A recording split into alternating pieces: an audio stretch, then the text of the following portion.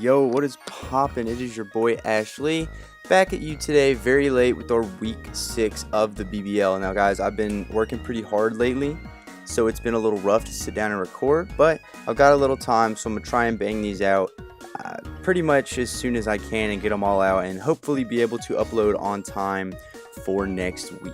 So today we are playing Quinn, King of Quinternational Affairs. If you guys know Quinn, you know he loves to rep his area. He is a huge fan of Florida. I mean, he loves Florida more than anything in the entire world. But that's not really relevant. That's not what we're talking about. Today, we are going to try and break his quintessence and just bring a team that is going to throw him for a loop, because he has a very scary team. He's got Mewtwo, Clefable, Protein Greninja, Como-O, Nidoqueen, Rotom-Mow, Darmanitan, Mega Arrow, Registeel, Dusclops, and Abomasnow. Now, a lot of threats on that team, but I was very worried about the Dusclops, which you'll see when we get into it a little bit later. I did have my team prep pulled up, but it skipped it around a little bit. So now I'm going to be right back to it. So I will just go ahead and start off with our Excadrill set.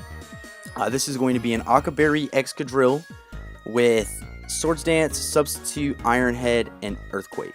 Now, this set is a little strange, especially because the EVs of it are a little wonky. We're 196 Jolly attack with 188 speed and 124 HP. This is because I wanted Mold Breaker to be able to hit this Clefable hard, and it goes in tandem with our Mew set, which is going to be Red Card Mew with Light Screen, Rock Polish, Baton Pass, and Taunt. So, definitely is Taunt bait. But the idea behind all of this was centered around Frostlass. And Frostlass was supposed to come in turn 1 with the Scarf and Memento, whatever he had, go into Mew, start setting up. Obviously, I would be able to get the Rock Polish off, and he would probably bring in Greninja if Greninja was not in already. So when he tries to hit me with that Dark Pulse, I'm sorry, I would go for the Light Screen, or no, sorry, you heard me correctly. Whatever he had in, I was going to go for the Rock Polish. If he went into Dusclops, I was going to taunt it, then pass out to my Excadrill. And if he went into the Greninja, I was going to set up that Light Screen, live the hit, use the red card to knock him out, and then be able to Baton Pass back out into my Excadrill, which has enough HP to live a, I think it's a Nightshade from the... what's his face, the Dusclops, so that I would be able to set up a set up a substitute on this Dusclops. Because I imagine he would probably go for something like the Will-O-Wisp. I don't think he would expect a substitute if I Baton Passed into it. I think he would probably assume that I went with a couple different attacks. So that was pretty much the main idea behind that. I'd be able to set up the substitute, get the Swords Dance off, and break through his team, because with a Light Screen up, he cannot OHKO me with even a 5-hit Shuriken. And it would also give me the ability to potentially scout for a Scarf Mewtwo and a couple of other options like that. So that was the general idea of getting that in. Unfortunately, after prepping all of this one day before the game, I figure out that Frostlass doesn't actually get Memento, because I'm a great coach and I know everything about my Pokemon. So we went with Raichu. This is going to be a Shuckleberry Raichu, able to live an EQ from Darmanitan. If he is Scarf Darmanitan to lead, it's going to be able to live an Earthquake from Mewtwo. It's able to live an Earthquake from Mega Arrow and pop off the Yawn, right? So I was also rocking the Iron Tail to hit that Clefable hard if he wants to go into that Clefable. I have the knockoff because my plan was to Yawn, and I don't imagine that he would want his Darm, his Mewtwo, or his Aerodactyl to be asleep. So I figured he would switch out into his Dusclops, because in my mind, Dusclops was a for sure bring. It did a lot of work walling a bunch of my Pokemon. So I prepped really hard for Dusclops, which he, as you can see on the screen, he obviously did not bring. So I then was going to knock off that Eviolite, meaning that it was going to be just that much easier to sweep through it. And I also had Extreme Speed to try and pick some stuff off later in the game if I didn't end up sacking the Raichu like initially planned. We also have Madoche, our Milotic. This is going to be Flame Orb with Haze, Recover, Icy Wind, and Scald, because if you guys watch my last 2 matches, you know that I'm never bringing Toxic on Milotic again. I would rather get the Icy Wind off. First of all, that's going to do pretty solid damage to Aerodactyl as well as Como-O. If he wants to switch in something to the Icy Wind, it was going to be able to slow it down and make sure that my other teammates were able to outspeed it, especially stuff like that Greninja. We also brought our Blaziken 100 emoji. This has Flare Blitz, Brave Bird, Protect, and Earthquake. I was hoping that Excadrill would be able to nab enough kills to where I would not need to boost. Earthquake, Brave Bird, and Flare Blitz are going to be OHKOing pretty much most of the things on his team, even without the boost. His team is more offensive. The Clefable and the Dusclops were really my main concerns about just being able to bust through. And obviously the Mewtwo is naturally bulky as well, but those were my main concerns about just being able to break through, no boost. And finally, as a nice little late game sweeper, we have a Tailwind Hydreigon with the Life Orb, Dark Pulse, Dragon Pulse, and Flash Cannon. There was a lot of different options for moves on this, but those are the ones that I went with. Obviously, it seems to be doing pretty well against the team that he brought. Dark Pulse is going to be able to hit that Mewtwo. Dragon Pulse is going to be able to hit the Como-O very hard, which is something that would be able to threaten.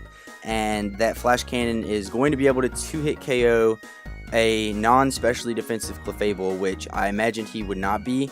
And he was pretty much forced to run unaware this week because of my threats like Drill or, Swords Dance Drill or Swords Dance Blaziken, all sorts of, and, obviously I have Mew, which can set up on multiple different sides. So that's pretty much all we have as far as our prep goes. Obviously, you can see that he did not end up bringing the Dusclops, which was really disappointing, because I obviously would have really liked if he brought the Dusclops, because I felt like I was very well prepared for it, and I did not prep much for the Abomasnow. Everything else I figured would be what he would bring, but he's brought the Abomasnow instead of the Dusclops, so we'll see how it goes. So he is going to challenge us, because I think that's just how it goes.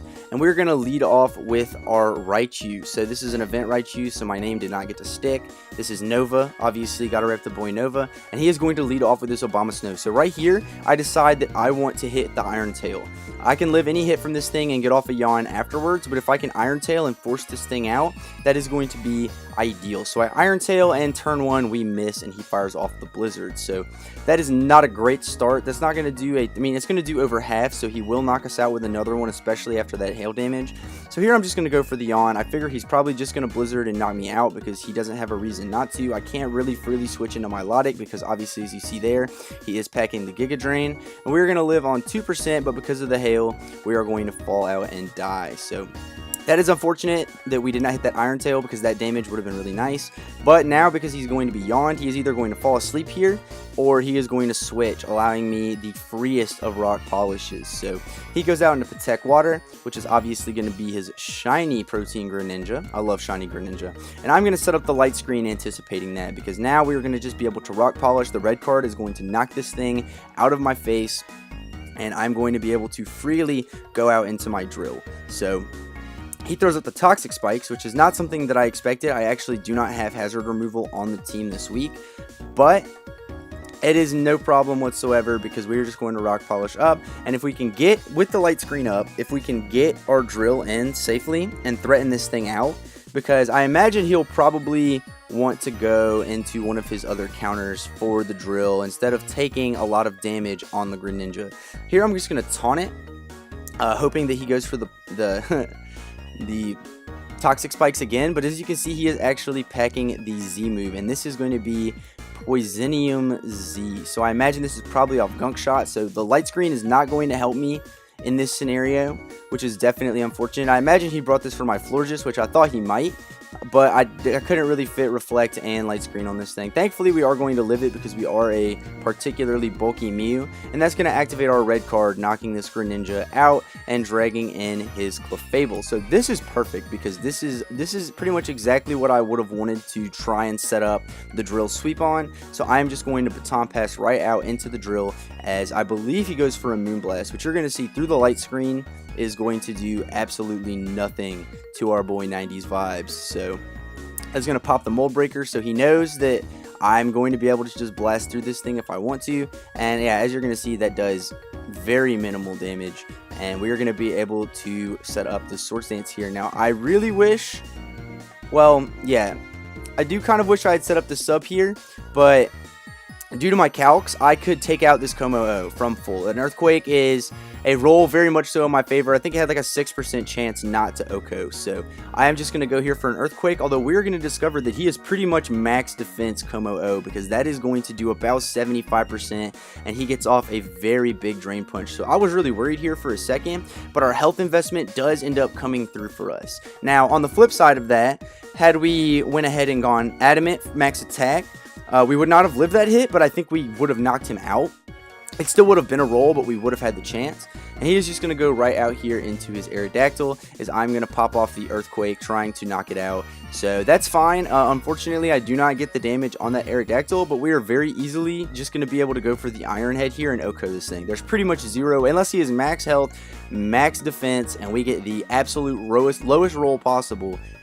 We are going to be able to just bonk this Aerodactyl, which you can see we do, thankfully. So that is one Pokemon down that is definitely very scary for Blaziken.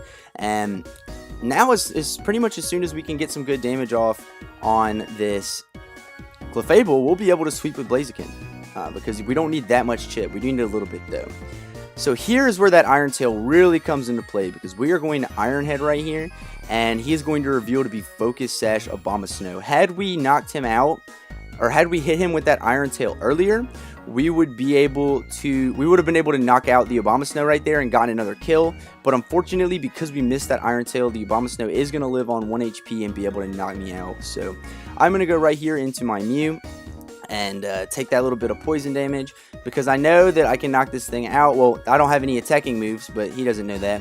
He is going to fire off the Ice Shard here to try and knock me out. He does get a crit on the Ice Shard, as we are going to just get up another Light Screen, because I felt like that little bit would be very beneficial to the remaining Pokemon I have on my team, and we're going to go down to the Toxic Spikes from Grin and die. So now we have our full turns of Light Screen, which is really nice, because I can go ahead and bring in my Blaziken here, and it is going to be able to knock out this Abomasnow. I feel like he probably anticipated, or he probably was just sacking here. I probably could, if I had Swords Dance, this would have been a great opportunity to do it, but it would not have helped me with that Clefable any, so it's kind of a moot point. We are just going to Earthquake and knock this thing out. I did not want to take the recoil from Earthquake, or from Brave Bird and Flare Blitz, especially now that we do have that poison damage racking up on us. Obviously, that would not be ideal, so we're just going to try and preserve the health on this thing as much as possible, because, yeah, we do have our Hydreigon in the back that is not affected by the Poison Spikes, but this thing is going to, Toxic Spikes, this thing is still going to be pretty beneficial in helping us take care of Quinn's team. So here I looked at the calcs, and I know that his Light Screen, or his Water Shuriken, is not going to be doing that much to me, especially because we do have the Light Screen up, and because he would not be able to invest fully in Special Attack to do as much damage as he did with the Poisonium Z. So I'm just going to fire off the Brave Bird here and get the kill on the Greninja, which is going to bring my health down, definitely. But getting rid of this Greninja is really, really nice, because if he had Ice Beam or something, he would be able to lay down a nasty hit on my, you know its name, the Hydreigon. So now we're down at 11%, and there's no need in switching this thing out. It's not going to outspeed a lot of the things on his team, and unless if we do switch it out, and he might have priority on this, but I decide just to go for the Brave Bird to knock this thing out, because even with his defensive bulk, it is a roll, but we should be able to get it because it is in our favor.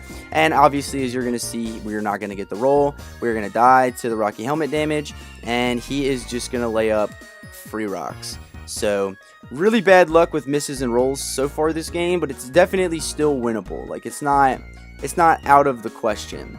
I do have Hydreigon left, which I'm going to go into right now. I figured he might want to switch, thinking I might be Scarf or Specs and just go into his Clefable, trying to preserve this, but obviously that was not the case. He is just going to fire off a Drain Punch, and that is going to do a significant amount of damage to my Hydreigon, and it is going to put him up probably around 40%.